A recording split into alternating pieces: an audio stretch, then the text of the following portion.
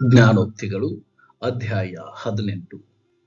ಜನರಲ್ಲಿ ಸೇರದವನು ಸ್ವೇಚ್ಛಾನುಸಾರ ನಡೆಯುತ್ತಾ ಸಮಸ್ತ ಸುಜ್ಞಾನಕ್ಕೂ ರೇಗುವನು.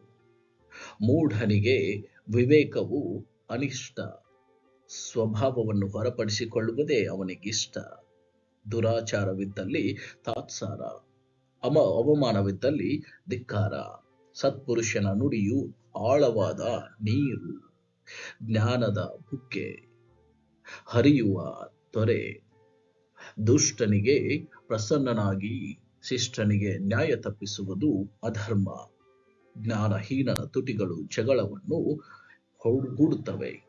ಅವನ ಬಾಯಿ ಪೆಟ್ಟು ತಿನ್ನುವುದಕ್ಕೆ ಕೂಗಿಕೊಳ್ಳುತ್ತದೆ. ಜ್ಞಾನಹೀನನಿಗೆ ಬಾಯಿ ನಾಶ, ತುಟಿಗಳು ಪಾಶ. ಚಾಡಿಕೋರನ ಮಾತುಗಳು ರುಚಿಯಾದ ತುತ್ತುಗಳು, ಹೊಟ್ಟೆಯೊಳಕ್ಕೆ ಇಳಿಯುವವು. ಕೆಲಸಗಳನ್ನು ಕೆಡುಕನಿಗೆ ತಮ್ಮ ಯೆಹೋವನ ನಾಮವು ಬಲವಾದ ಬುರುಜು. ಶಿಷ್ಟನು ಅದರೊಳಗೆ ಓಡಿ ಹೋಗಿ ಭದ್ರವಾಗಿರುವನು. ಧನವಂತನು ತನ್ನ ಐಶ್ವರ್ಯವನ್ನು ಬಲವಾದ ಕೋಟೆಯೆಂದು ಎತ್ತರವಾದ ಗೋಡೆಯೆಂದು ಭಾವಿಸಿಕೊಳ್ಳುತ್ತಾನೆ. ಭಂಗಕ್ಕೆ ಮೊದಲು ಗರ್ವದ ಹೃದಯ, ಮಾನಕ್ಕೆ ಮುಂಚೆ ದೈನ್ಯ. ಗಮನಿಸದೆ ಉತ್ತರ ಕೊಡುವವನು ಮೂರ್ಖನೆಂಬ ಅವಮಾನಕ್ಕೆ ಗುರಿಯಾಗುವನು.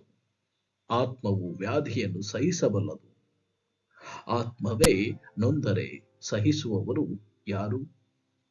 ವಿವೇಕಿಯ ಹೃದಯವು ತಿಳುವಳಿಕೆಯನ್ನು ಸಂಪಾದಿಸುವುದು.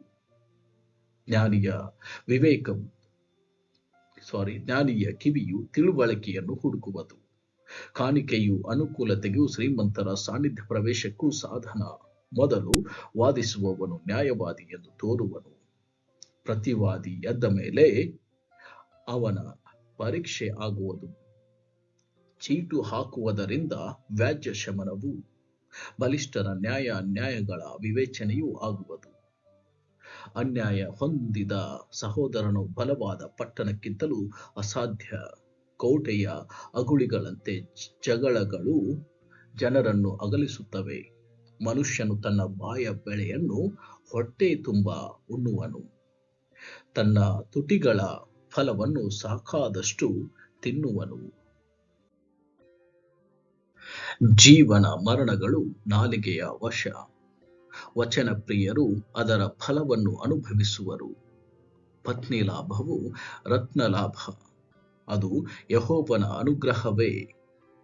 ಬಡವನು ಭಿನ್ನಯಿಸುವನು, ಬಲ್ಲಿದನು ಉತ್ತರವನ್ನು ಉಗ್ರವಾಗಿ ಕೊಡುವನು. ಬಹುಮಂದಿ ಗೆಳೆಯರನ್ನು ಸೇರಿಸಿಕೊಂಡವನಿಗೆ ನಾಶನ. ಸಹೋದರನಿಗಿಂತಲೂ ಹತ್ತಿರ ಹೊಂದಿಕೊಳ್ಳುವ ಮಿತ್ರನುಂಟು.